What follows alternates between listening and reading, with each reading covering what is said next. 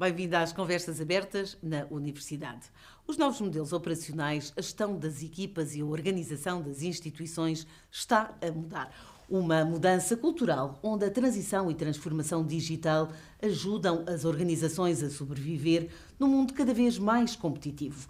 A transformação digital não é uma opção, mas também não tem de ser disruptiva. A pós-graduação, financiada pelo Plano de Recuperação e Resiliência, dá aos formandos a possibilidade de um aperfeiçoamento contínuo das suas competências digitais, sem qualquer encargo financeiro.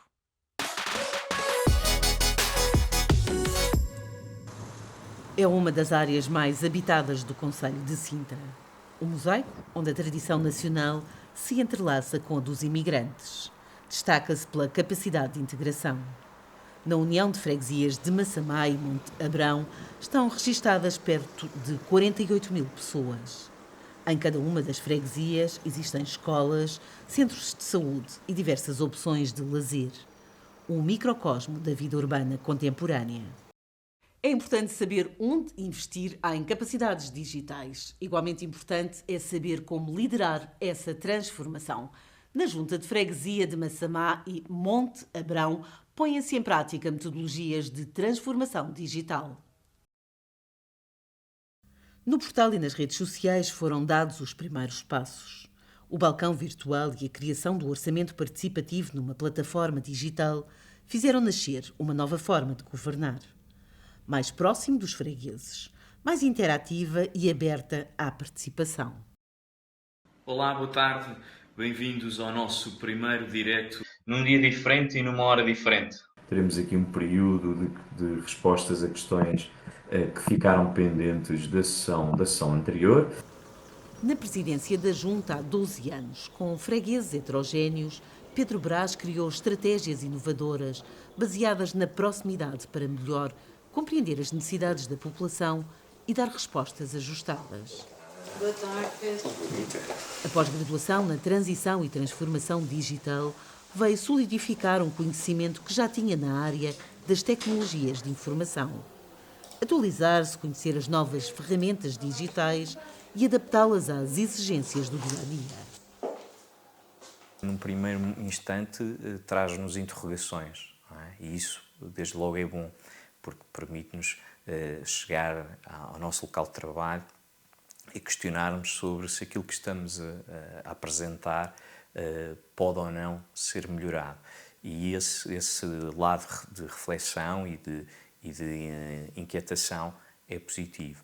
Por outro lado, também nos transporta para a aplicabilidade, não é? Recordo-me que o projeto que apresentei na pós-graduação foi exatamente transformar um projeto que temos na Junta de Freguesia, que é ligado ao comércio local, que é a rede freguês, e como é que ele poderia crescer do ponto de vista da transição digital e da transformação digital para chegarmos às pessoas, não é? Portanto, num caminho que já vínhamos desenvolvido internamente, mas que nos faltava, ainda nos falta materializar, mas nos faltava adicionar o valor digital a esse projeto. E, portanto, tem de facto esta característica de, por um lado, pôr-nos a pensar sobre aquilo que estamos a fazer e, ao mesmo tempo, conseguirmos colocar em prática aquilo que é a aprendizagem que fazemos na pós-graduação.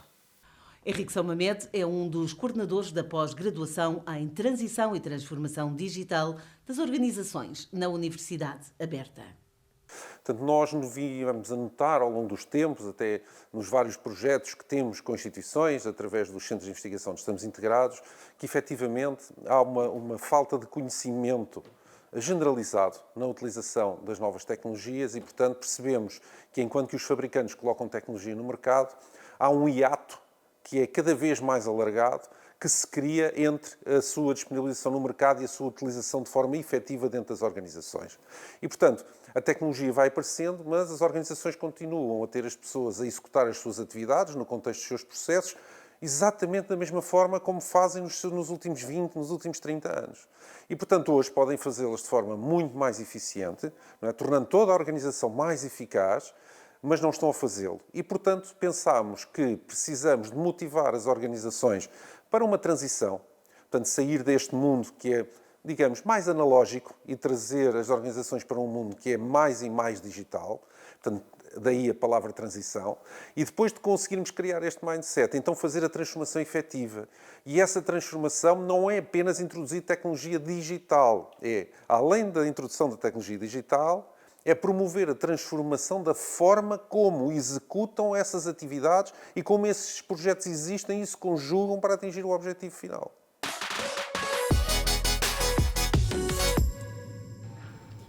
Cada vez menos info-excluída, a população sénior da freguesia tem mostrado uma adesão inesperada à introdução das novas tecnologias digitais. Na altura da pandemia, nós, no fundo, fomos obrigados a interromper a Universidade Sénior e já fruto da digitalização que estávamos a implementar no projeto da Universidade Sénior, adicionámos um módulo de aulas online. E, curiosamente, um terço dos alunos transitou para o módulo de aulas online. E, portanto, nós, de facto, percebemos que muitas das vezes a dificuldade é só a resistência à mudança. A resistência à mudança é algo muito efetivo. É por isso que, neste curso de pós-graduação, nós também abordamos o tema da gestão da mudança. E, portanto, ensinamos as pessoas que vêm ao curso a serem líderes destes processos transformacionais. E isso é de uma elevadíssima importância, porque se tentarmos fazer a transformação em qualquer instituição, sem fazermos a gestão da mudança, que implica várias coisas, entre elas informar as pessoas dos benefícios que podem esperar, das vantagens que vão ter com essa transformação, a única coisa que vamos ter com toda a certeza são enormes barreiras para conseguirmos realizar essa mesma transformação.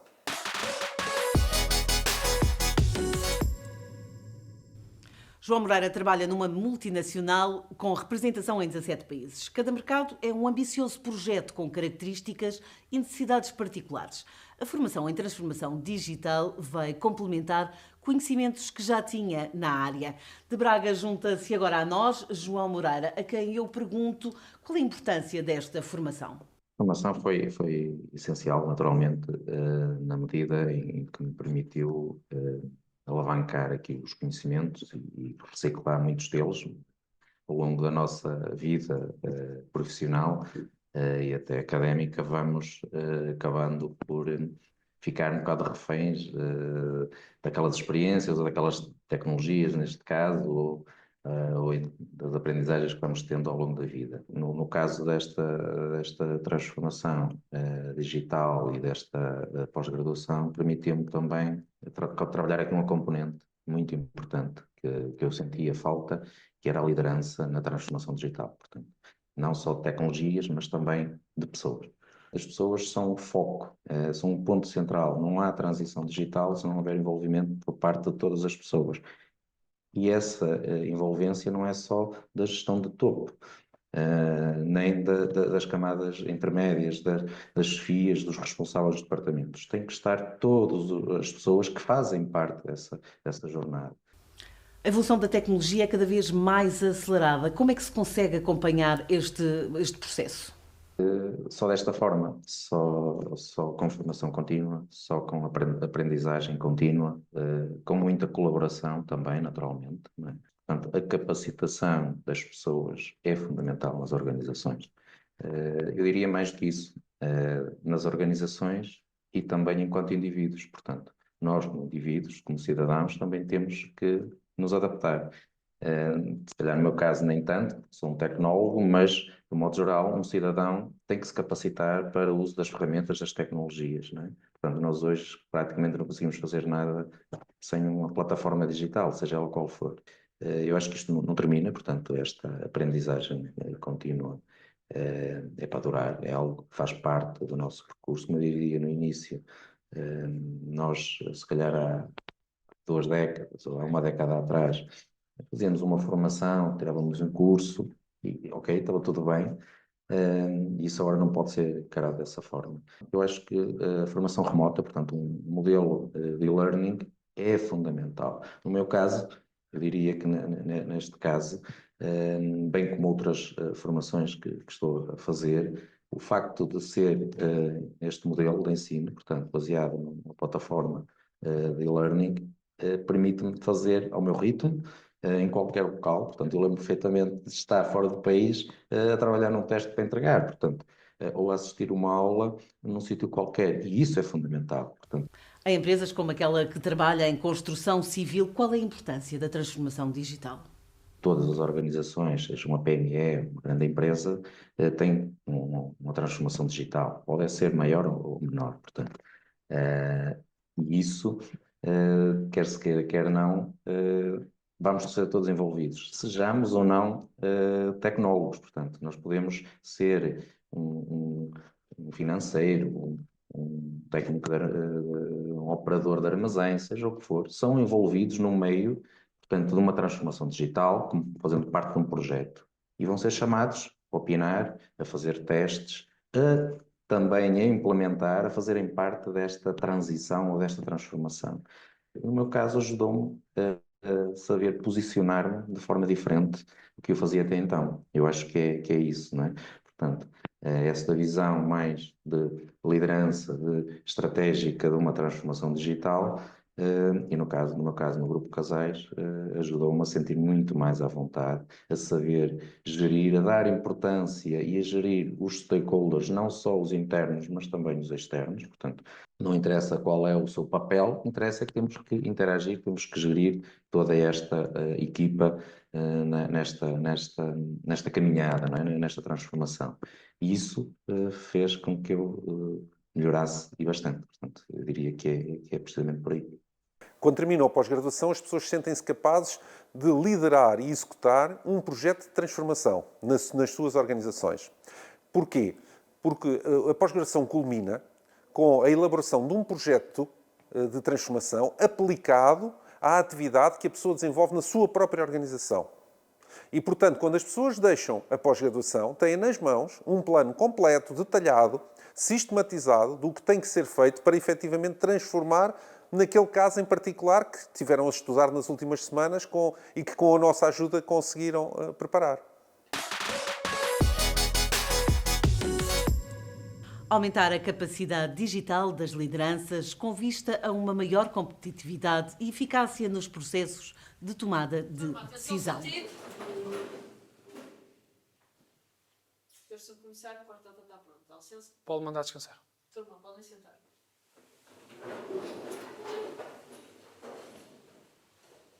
Senhores, boa tarde a todos. Um curso intensivo de 8 meses para formar agentes de polícia. Não há férias numa formação com elevado sentido do dever e da honra. Iniciamos também aqui a abordagem ao departamento, à divisão de Polícia Técnica. Diogo Santos tem 25 anos, é subcomissário da PSP. Enquanto comandava uma esquadra nos Açores, fez a pós-graduação na Universidade Aberta em Transição e Transformação Digital. Relativamente à formação que estou aqui a ministrar, a utilização destas ferramentas tecnológicas permitem-me, de facto, estabelecer aqui uma melhoria na formação que eu tenho vindo a desenvolver. Por exemplo, relativamente ao enquadramento, relativamente à formação, no sentido em que consigo planear as minhas aulas de forma mais eficaz, mais eficiente, através da utilização destas ferramentas digitais. Consigo poupar tempo, inclusive, consigo fazer um planeamento mais concreto, mais rígido e mais eficiente naquelas que são as minhas funções, nomeadamente nas disciplinas que estou a ministrar, e também passar o conhecimento aos alunos de utilização destas ferramentas, ainda que de forma indireta, para que eles possam investir também nesta área que será certamente muito importante para eles no futuro. Para garantir a legalidade e a segurança no século XXI, estes profissionais são obrigados a um olhar cada vez mais atento. Tirar partido das tecnologias digitais implica atualização constante. Esta pós-graduação deu-me a oportunidade de adquirir algumas ferramentas que poderão ser muito úteis no exercício das minhas funções, nomeadamente a utilização, por exemplo, do Excel ou da própria inteligência artificial, ou então da realidade virtual aumentada, que, embora possamos não utilizá-la diariamente, permite-nos, pelo menos, ter o conhecimento de que esta tecnologia existe e futuramente, para podermos, por exemplo, combater a criminalidade, fazer mapeamento de crimes ou fazer estatística criminal no âmbito destas funções, é extremamente importante e permite-nos, de facto, ter esta abrangência num mundo cada vez mais globalizado, mais tecnológico e, portanto, se pudermos investir nesta área, fantástico. As pessoas há 30 anos atrás começaram a utilizar o Excel e acharam que era uma ferramenta fantástica que permitia fazer quase tudo relacionado com a sua atividade, desde gerir o seu orçamento familiar até gerir mapas de fornecedores e muitas vezes encontro o Excel até a servir como base ou como base de dados de suporte a diferentes processos nas organizações. A questão é que a plataforma ou a ferramenta foi evoluindo ao longo dos tempos, foi estando cada vez mais integrada com outras ferramentas, foi disponibilizando novas funcionalidades, mas as pessoas não estão a ter a formação necessária a fazer a correta exploração dessas mesmas novas funcionalidades. E, portanto, têm uma ferramenta cada vez mais poderosa, mas continuam a utilizá-la como aprenderam a utilizá-la há 20 ou 30 anos atrás. E, portanto, só isso, trazer essa formação para essas pessoas que estão hoje suportadas nessa ferramenta é um passo muito grande em frente naquilo que é a transformação digital das organizações. A Escola Prática de Polícia, em Torres Novas, está onde já foi a Escola Prática de Cavalaria. Uma escola de valores militares tradicionais que manteve viva a herança da cavalaria enquanto adaptava o ensino aos tempos modernos. As novas tecnologias a ajudar as instituições a transitar de um mundo analógico para um outro, cada vez mais digital. Defendem os interesses das empresas e oferecem serviços que potenciam a sua competitividade. Falamos da Associação Empresarial de Portugal, a AEP. Connosco está o vice-presidente Luís Ceia. Muito obrigada por estar connosco. Sr. Engenheiro, a AEP foi fundada em 1849 e desde o início que a formação dos empresários foi um dos grandes pilares. É verdade. Muito obrigado pelo convite, é um gosto estar aqui. De facto, há 175 anos, quando se fundou a AEP, na altura a Associação Industrial Portuense, ficou já vertido nos seus estatutos, portanto a sua carta fundacional, o objetivo principal seria a defesa dos interesses das classes laboriosas e a sua formação, portanto, ou seja, ficou gravado, portanto, na sua carta maior, desde logo aquilo que seria um dos grandes desígnios desta associação empresarial, que é precisamente a formação. Portanto, e passaram estes anos todos e hoje como é que vi a formação? Como é que a associação como um ativo muito importante e que eu diria que é um dos principais pilares da Associação Empresarial de Portugal.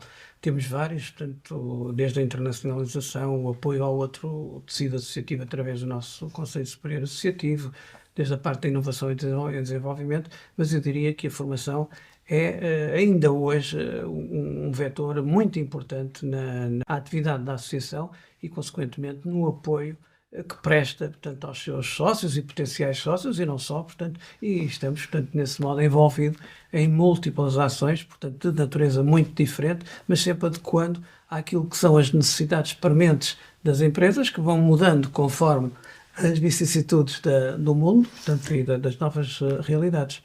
Que diferenças é que existem entre os empresários de hoje e outros de há uns anos atrás? Esta transformação que houve não foi só recente, portanto, traduziu-se num mundo muito mais global. Portanto, desde logo, onde a competitividade é, de facto, um fator decisivo na hora de fazer negócios, na hora de ter sucesso. E, de facto, essa competitividade exige que as empresas estejam preparadas no domínio dos sistemas de informação, no domínio da formação, no domínio da adoção de novas tecnologias, dos novos saberes, mas acima de tudo de uma coisa, portanto, ou seja, na rapidez de execução e da tomada de decisão. Hoje faz toda a diferença e, de facto, há um conjunto de ferramentas onde a formação certamente tem um papel maior, que tem aqui, portanto, um empenho e um fator muito decisivo naquilo que é a boa tomada de decisão de uma empresa. Sr. Engenheiro, mas hoje vivemos num mundo de grande incerteza comercial. Como é que a AEP se posiciona? Bom, tentamos fazer a leitura e antecipar os acontecimentos dentro daquilo que é possível num cenário de incertezas que nós sabemos. Nós sabemos que vivemos, como disse atrás, num período de muita incerteza. em que, porventura, a última crise possivelmente não terá sido a última e não terá sido a pior. Portanto, e este é o cenário com que nós nos preparamos e que tentamos também, de alguma maneira, portanto, alertar os nossos associados para isso, embora nós saibamos que os empresários desde sempre convivem com esta incerteza, portanto, não é de agora. Portanto, tentamos adequar-nos, perceber quais são as novas tendências e, acima de tudo, fazendo uma gestão, tanto muito proativa daquilo que possam ser os cenários, portanto, possíveis em cima da mesa, e tentamos aqui, portanto, preparar, ajudar as nossas empresas no sentido de darmos respostas que possam, de alguma maneira, atenuar, mitigar ou até potenciar novos desafios que possam aparecer. Mas deixe-me perguntar-lhe que esta mudança de paradigma que se impõe hoje com as novas tecnologias, nomeadamente com a inteligência artificial, como é que se consegue dar formação aos empresários? É uma pergunta com uma resposta certamente também difícil. É verdade. Portanto, nós estamos eu diria, um admirável mundo novo, que tem muitas diversidades, tem muitas variáveis e, de facto, a inteligência artificial é de facto, uma coisa espantosa. Portanto, e desde logo, portanto, é preciso aprender a trabalhar com ela. Acima de tudo. Mas eu acho que, acima de tudo, é preciso, desde logo, contar com ela. Portanto, é um dado adquirido, está e veio para ficar, e se pensa já essa fase já passamos e toda a gente entendeu isso. Portanto, julgo que estamos numa fase em que temos que aprender a trabalhar com ela, portanto, em conjunto, ou seja, a tal interface entre os humanos e aquilo que é a IA. Portanto, a IA, no fundo, já existe há muitos anos, como sabemos, há mais de 50 anos, embora agora tenha assumido outros contornos. Portanto, mas resultou sempre de uma interface entre o homem, portanto, e a máquina. Portanto, e é uma aprendizagem contínua. Portanto, e o que se exige hoje em dia aos utilizadores da IA é que saibam tirar o maior partido daquilo que ela pode oferecer, ou seja, colocar as melhores questões, saber diferenciá-las, no fundo interagir desta forma para, no fundo, conseguirmos de facto otimizar resultados, e ela pode ser muito interessante em vários domínios, particularmente nas empresas, no aspecto da inovação, da competitividade, na eliminação de tempos mortos, portanto, ou seja, há aqui, digamos, um novo mundo, exatamente. Sr. Engenheiro, mas permita-me perguntar-lhe o que é que estes empresários lhe pedem com todas estas transformações? O que é que os vossos associados, muito na área industrial, vos pedem? Nós temos normalmente 3 tipos de áreas diferenciadas na formação. Portanto, temos aquela formação que tem muito a ver com competências transversais e, curiosamente, em inquéritos que temos feito, portanto, comparativamente com as outras duas, portanto, que é a área, digamos, de gestão e a área técnica ou digital, portanto, onde se inclui precisamente a IA, aquela competência transversal que é mais pedida e mais solicitada e que é mais valorizada numa entrevista de trabalho, curiosamente, é a adaptação à mudança. Mais até do que as competências técnicas ou as competências de gestão. Como é que eu me posiciono? É verdade. Não, é o comportamento do recurso humano em função destas novas transformações, uma das quais é a IA e outras que surgem frequentemente no dia-a-dia das empresas. Isso, de facto, continua a ser uma grande aptidão ou habilidade, ou como lhe queiram chamar, que os empresários procuram na hora da contratação. Porque, de facto, depois o resto, eu julgo que as pessoas com mais formação, portanto, é preciso que haja vontade e que haja essa capacidade de adaptação e de resiliência. A formação ao longo da vida tem sido também uma das vossas bandeiras. E é determinante. Nós sabemos, o nosso país, ainda hoje, portanto, dados recentes da OCDE, ainda ocupa uma das últimas posições no ranking.